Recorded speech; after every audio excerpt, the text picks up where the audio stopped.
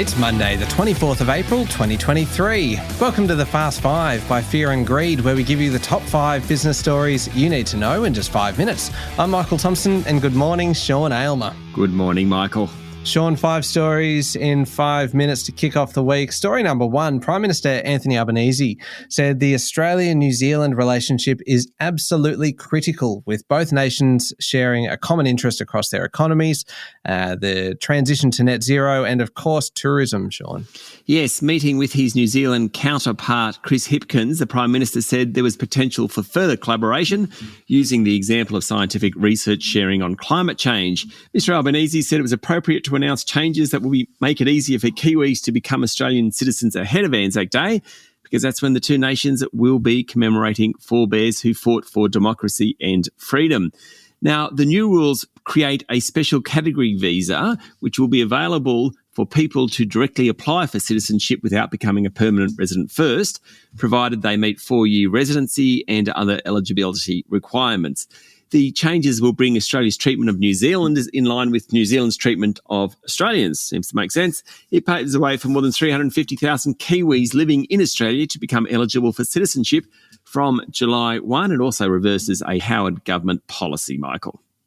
Sean, there was a bit going on around Canberra, particularly given it's a 4-day weekend for many. Finance Minister Katie Gallagher said that Labor's upcoming budget will contain new taxes. Yes, the budget is due out on May 9, and Senator Gallagher said it would also update the cost of the legislated Stage 3 tax cuts. The budget might contain changes to multinational taxes and reforms to the petroleum resource rent tax.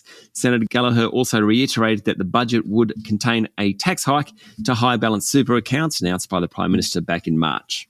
Okay, on to story number 2 now. And one of the country's most high-profile CEO jobs is, of course, running Qantas.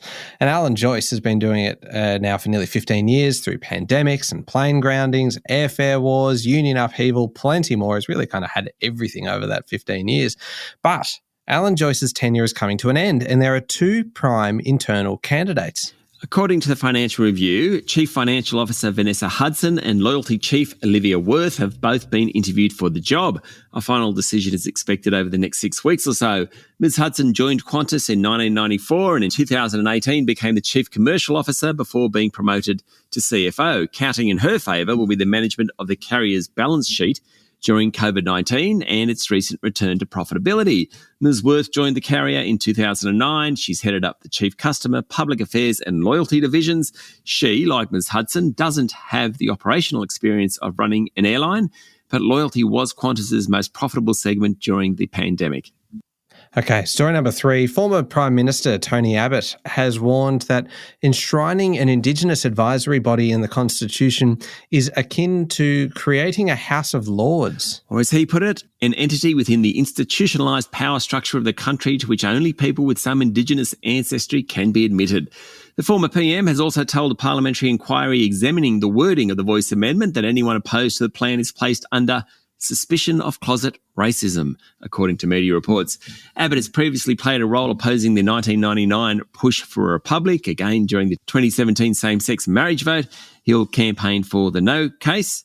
Mr Abbott has offered to give evidence to the cross-party parliamentary committee. In his submission, he said, because there's so much uncertainty about the voice and because it's such a big change to the way we're governed, there's every likelihood that it will fail.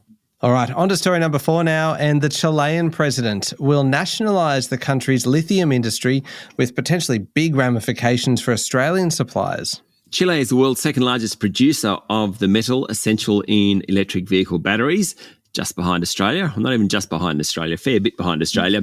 The shock move in the country with the world's largest lithium reserves will in time transfer control of Chile's vast lithium operations from industry giants to a separate state-owned company.